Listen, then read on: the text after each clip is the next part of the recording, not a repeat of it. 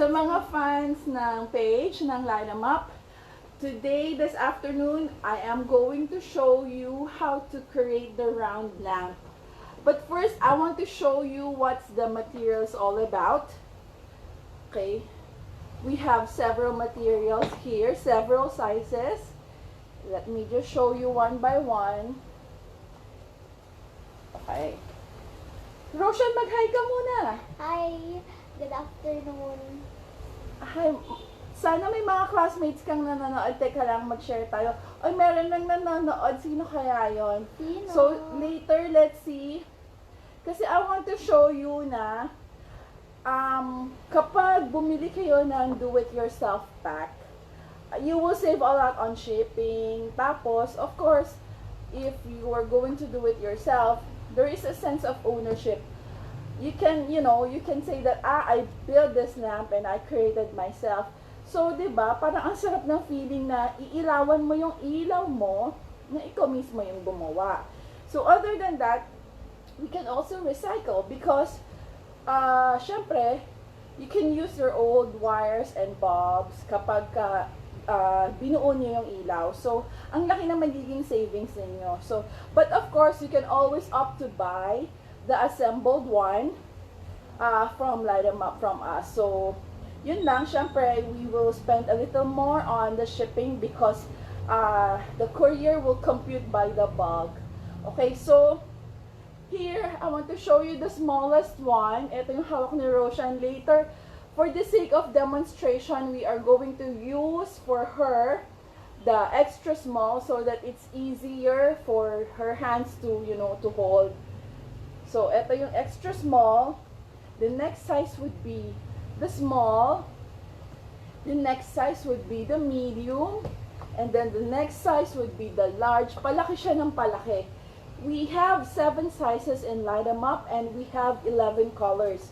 So, all these are our colors. You can see naman, red, orange, yellow, green, blue, purple, pink, and light blue. We also have brown and black, but at this time, I don't have because it's not so, not so, not a lot of people is ordering such color because of the Christmas season. But then, if the customer really want to have a brown and black color on their lamps, we can have. Kung makikita nyo yung kulay, it's very rich in color. The texture is matte. I don't use glossy material in our lamp because it,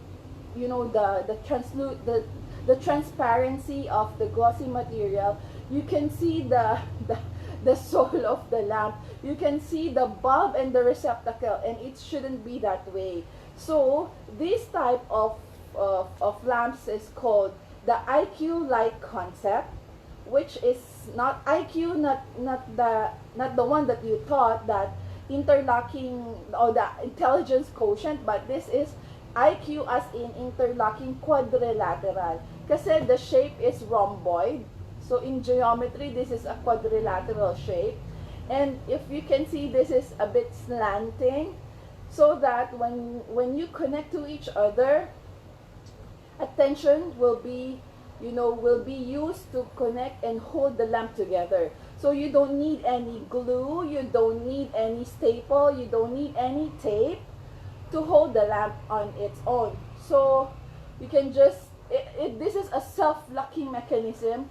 So kapag binuo nyo, hindi nyo kailangan ng kung ano-ano para mag-hold yung lamp. At kahit umulan or bumagyo, mahangin sa labas, it will, the shape will stay on its own, hindi siya magigiba, kumbaga. So gusto niyo na bang makita kung paano gagawin ni Roshan? Sige. So anak, okay, pakita mo sa kanila yung gagawin mo. Round yan. Sige. Ako din, sasabayan ko siya. But kasi for the sake of demo, ang daming nagsasabi, Miss May, alam mo na yan, kahit nakapikit ka, alam mo na, oo naman, ang dami na nating nagawang ilaw. So, for the sake of demonstration, I want people to see that if kids can do, you can do it too. Okay, so medyo mag-practice ka muna anak, magpainit ka kasi baka mamaya hindi mo mabuo. Sige. Gusto mo mag-hello sa mga classmate mo? Mag-hello ka muna, sino yung mga classmate mo dyan? Hello, may sino, may si Lola. Hello kay Lola Mila. Hello, si Lola Mila nasa Bataan. Manood ka, mag-online ka.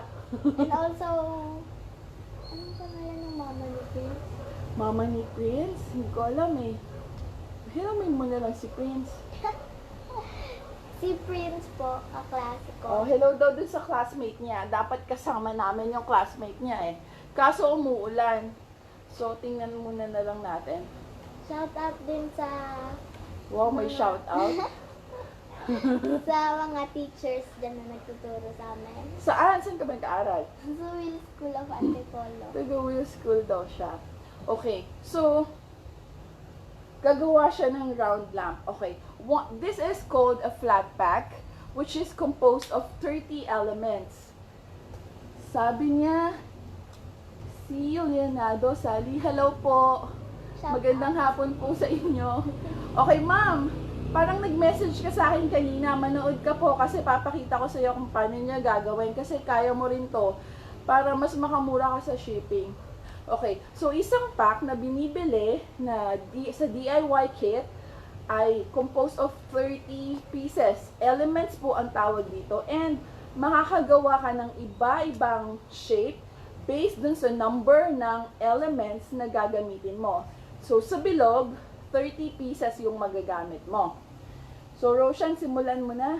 Okay, bawat kit pala na binibili may kasamang instruction guide. Parang ganito. So, makikita nyo, meron siyang basic 15 shapes na pwede mong i-assemble. But then, kung meron kang dalawang pack or more, you can create more shapes. So, eto siya. Madami siya. Actually, 22 shapes yung pwede mong gawin. Dun sa basic shapes pa lang to ha. 22 different variations. And kapag medyo nasanay ka na dun sa touch ng lamp, you can create advanced shapes like the strawberry, the pineapple, the teddy bear, The dog. the puppy, yung mga ganon. So, habang nagpa-practice ka at nagkakamali ka, makaka-create po kayo ng shape. Kasi, yung mga advanced shapes na meron ang light 'em up, na wala ang ibang crafters, nagawa lang po namin yon dahil sa trial and error. So, habang nagpa-practice kami, ay, pag ganito pala yung ginawa ko, nakakabuo ako mukha namang aso or mukha naman teddy bear. So, who knows? You can also make your own lamp version of a dinosaur or a crocodile, di ba? Or an elephant. Anything goes. Giraffe. So, here, your creativity has no limits. Only you can limit yourself. So, bahala kayo kung anong gusto niyong gawin. Okay. So, ito, meron siyang guide. So, ang gagawin niya, pinili niya, actually, from 9-piece elements, you can create different shapes. So, ito nga yun. So, dun tayo sa middle, we will fully utilize one pack, which we are going to make a round shape. Okay. So, Roshan, try mo ang gawin. Iayos mo muna yung mga materials mo.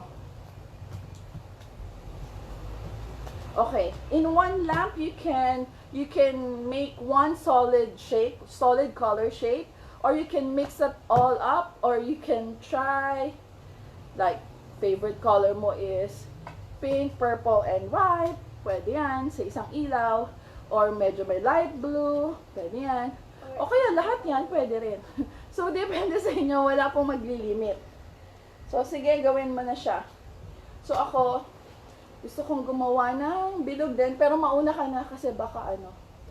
First, dapat nakaganto yung lamp. I mean, yung sinabi nila. Okay. O sige, next. Tapos,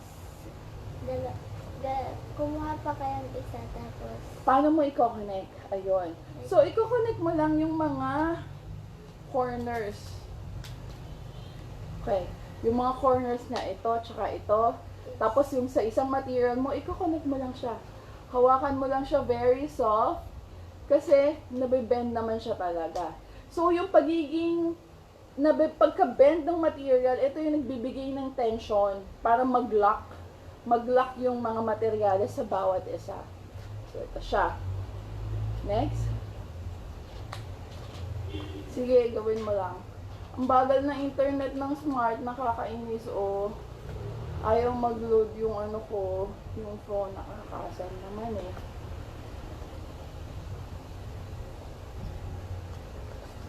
Sige.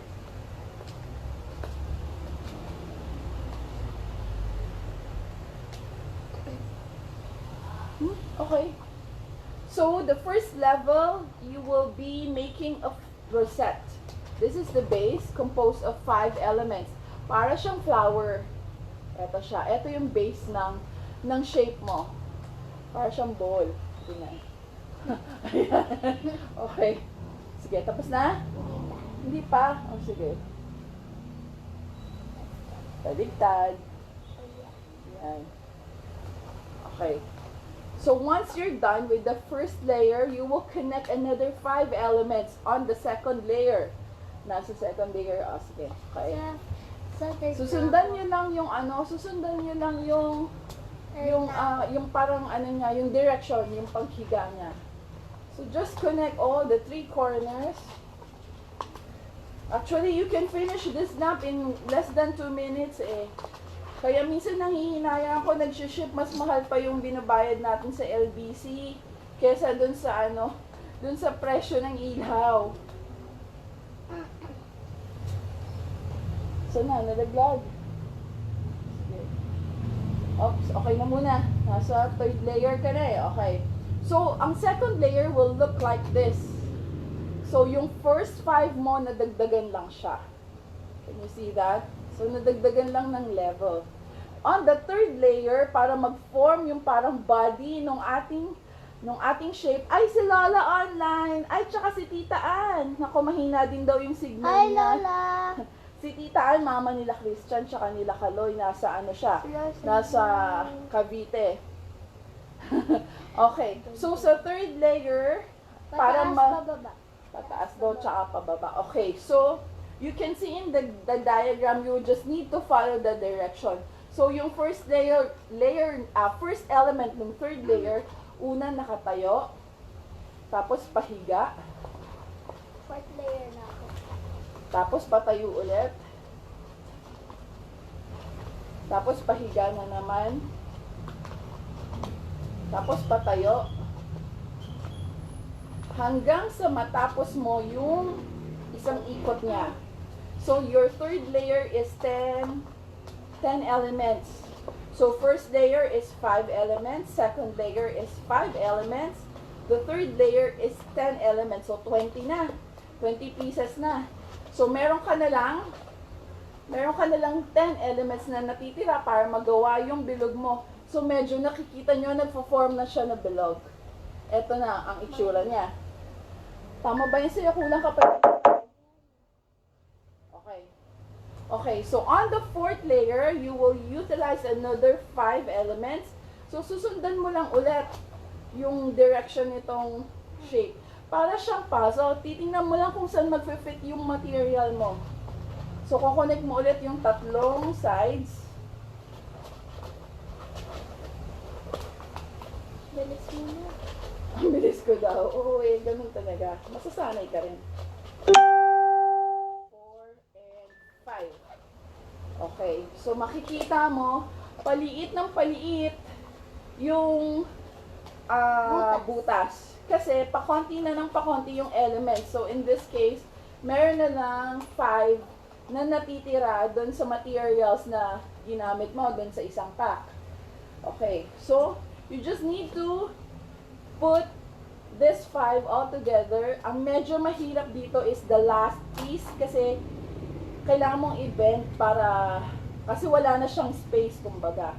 So, again, susundan mo lang ulit yung direction kung saan nag-fit yung puzzle mo. Okay.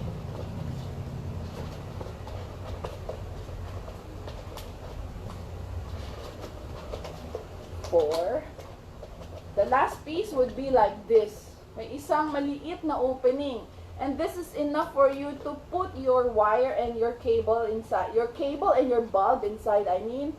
So in Light 'em Up, we use only LEDs, branded LEDs. But then if you're doing it yourself, whatever bulb you have, you can use, kahit incandescent pwede rin, kaso malakas sa kuryente yon. So, pwede mong gamitin yan up to 40 watts. But then, you should have a clearance inside. Dapat yung bulb na nakalagay sa gitna, nasa gitna mismo ng ilaw. So, for medium, you should use a small receptacle. Yung mga tinatawag sa hardware na keyless. Kasi maikli lang yon. Tapos yung bulb mo, syempre, mas maganda yung bilog. Hindi yung pahaba. Kasi, chances are, it will reach the floor of or the base of your lamp. Syempre, it can cause a risk of overheating kasi umiinit yung ilaw. Yung LED hindi, pero yung incandescent bulb, oo, umiinit yon. So, syempre, it will be dangerous kung magiging ganon, mainit. Kasi ang polycarbonate material, yung materials ng ilaw, it can withstand up to 100 degrees. That's the melting point. But then, mas maganda at safer kung nakahang siya sa gitna. So, the last piece is I told you is it's the most, teka lang naman, di pa ako tapos din. Ang bilis mo naman. Tinapos din na kagad. Okay, so the last piece is the most challenging. So, ito siya. You will insert the two, and then you need to use your 2 fingers to fold.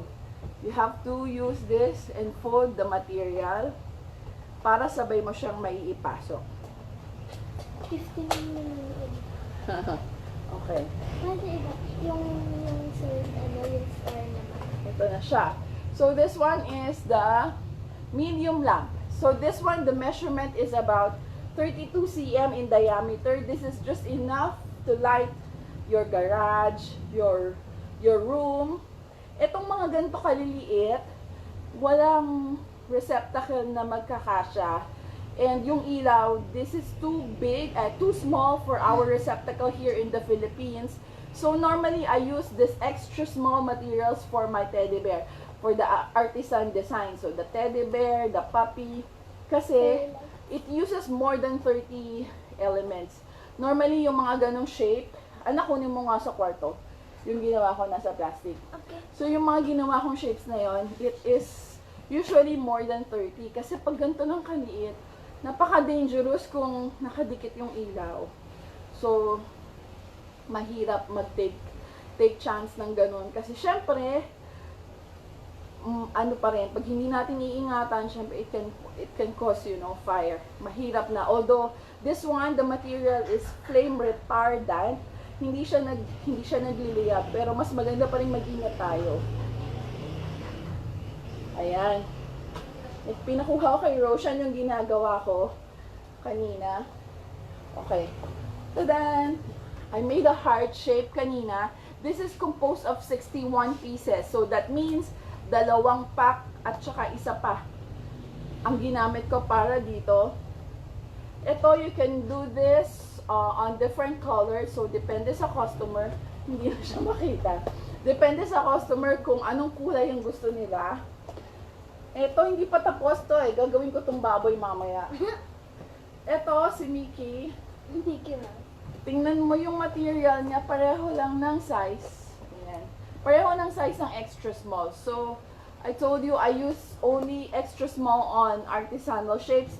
Kasi malalaki yung yield niya dahil marami siyang piraso. This uses about 160 pieces of elements. Okay. This is a medium lang. Kaya mo ulit gawa ka ng small. O, sige, game. Race tayo. Ano? Ayaw niya makipag-compete. Anong gagawin? Round din ulit. Round muna. For today, round muna. Kasi mamaya, we can save the video and then they can play again.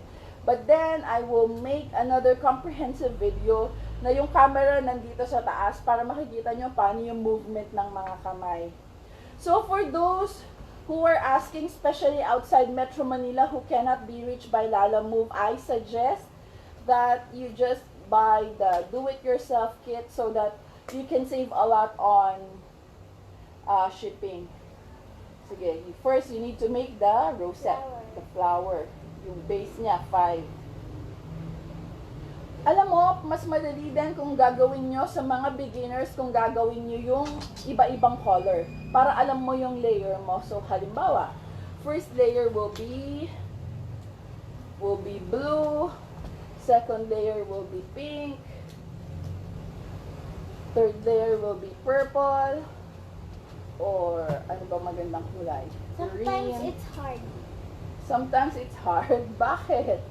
It's always hard at the beginning. And I once have you such get little used to it, fingers. oh syempre ganun talaga. Once you're used to it, it's okay na. It's normal. Sige, gawa tayo kunyari. Ito yung first layer ko. And then 5. Tada! Okay, second layer, different color naman. I Para want mas to do madali that too. makita. Oh, mine's plain.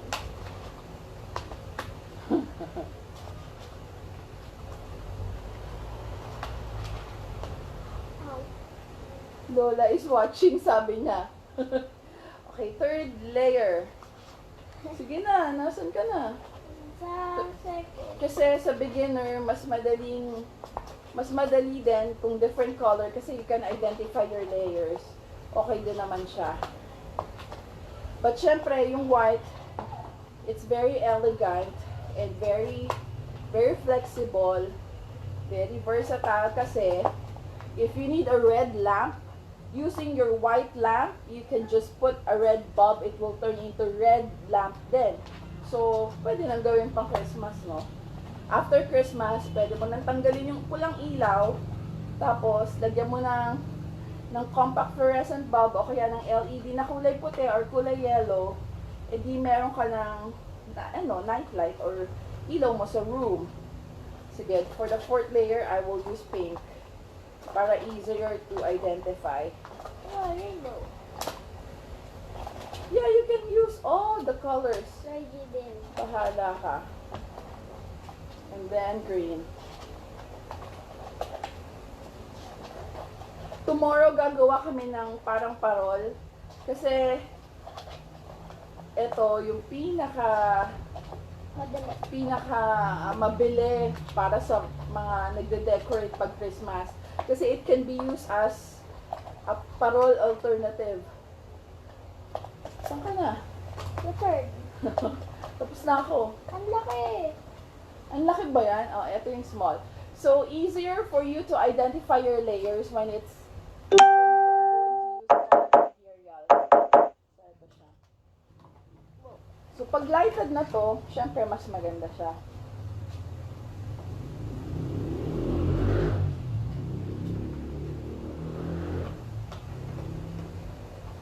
Ano ba? Kain ko yung hair ko. Okay. Tingnan niyo po sa back. May light doon. Tingnan nyo daw yung... Kasi di pa siya tapos. Tingnan nyo daw yung tingnan nyo daw yung background niya, yung TV niya. Tama ba ganun? Sana. Yeah. O, pahiga, patayo, pahiga, patayo. Yun, third layer. Tapos Yeah. patayo na. Pahiga Oo, na. basta sundan mo lang yung puzzle mo kung saan papunta yung direction. Yan. Yan, patayo. Basta you need to connect the three sides. Tsaka wag gigil masyado. Light lang yung hawak sa material.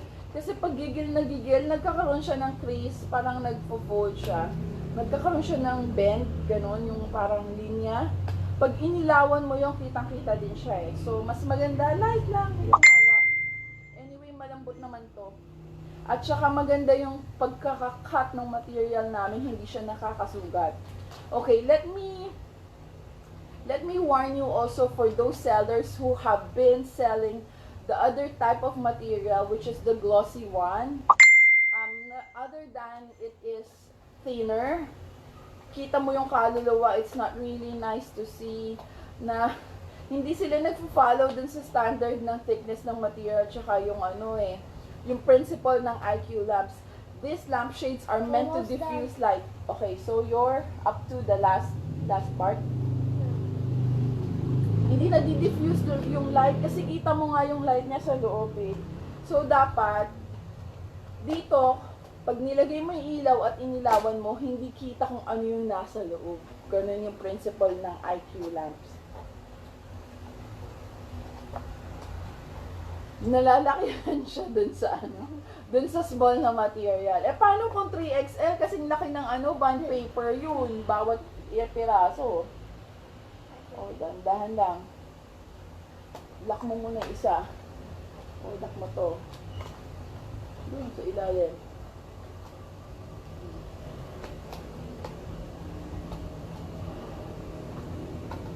There. Almost done. Almost done? Almost. A little bit done.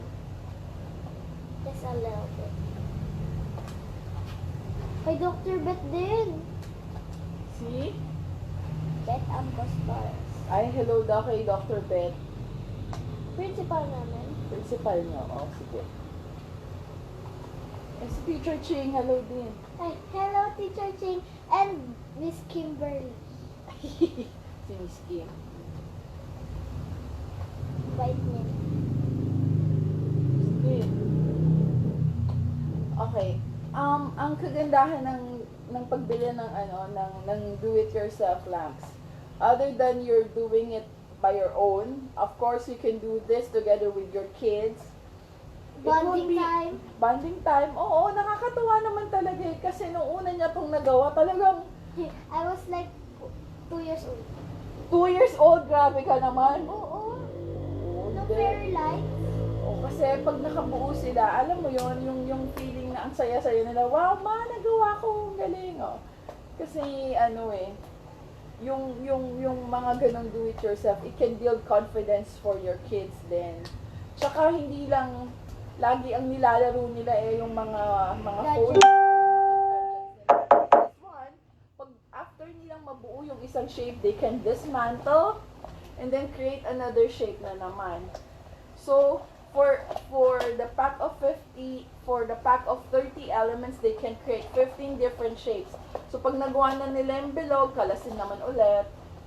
Tapos gawa sila ng ibang shape naman ulit. Diba? Until they can see ano bang pinakamagandang shape para dun sa space na paglalagyan mo. Kasi every space requires a different shape. For example, sa room, you want to put in your corner, mas maganda yung mga pahaba na design, yung parang box, parang tube, yan. Ano na? Last piece. Relax lang wag masyadong gigil. Ganda lang siya pagtanggal. Okay, sa maintenance ng lamps, depende kung gaano kadumi yung lugar. Normally, this is ideal to wash by every 6 months. Pero kung nasa outdoor, minsan umuulan, pero it will leave a streak of, dust inside, and medyo pangit siya kapag natuyo ng madumi. So, mas maganda medyo babanlawan nyo. What I do with my previous lamps is, Pinupunasan. alam mo yung pinupunasan, or pag medyo talagang madumi, kasi minsan yung mga ibang dumi is parang may mantika siya. Kasi lalo na kung tabing daan yung mga bahay ninyo, you can wash that in your washing machine. Tanggalin yung ilaw, tapos ilublob yung buo. Ito, halimbawa ito, ilagay nyo doon sa pinaglabahan bago nyo i-drain. Ganon. Tapos it will just dry. Tapos ibalik nyo ulit ng ilaw. Can I do a star? You want to do a star? Oo, sige, pero hindi pa yun ang feature. Dapat ngayon round lang. Okay, anyway, sige. So here, once you buy a kit, this comes with a paper guide and a video link instruction on the Facebook page or the chat that we are communicating. So I will guide you through the time that you are building your lamp. Kasi syempre, mas maganda na mabuo nyo siya. Mas malaki yung savings natin. At saka, iba yung feeling ng ikaw mismo yung gumagawa ng ilaw. Kasi ako, I really don't intend to sell this ng assembled na before. But then, there are always customers who are afraid. It's not that they cannot build, Yung iba lang, takot lang talaga sila. Baka hindi ko mabuo, Miss May, buuin mo na lang. Pero, if Roshan can do, why can't you? So, di ba no? Kaya nila, di ba? Anong nangyari? Ang binubuo mo? Kinalas niya yung round niya. Kinalas niya yung round niya kasi gumagawa daw siya ng star. Ay, iyon. Okay. So, this is a small version of parang pinwheel. Usually, yung gantong kaliit nilalagay ko sa fairy lights or sa Christmas lights. So, for those who have the old Christmas lights at home, we can reuse it. We can remodel your Christmas lights. Bibihisan lang natin ng iba-ibang kulay para hindi naman boring. Hindi siya the old Christmas lights like before that you're using. Now it's a box. It's a box. It looks like a bulb. You use 4. You can use 3. Remove the other one.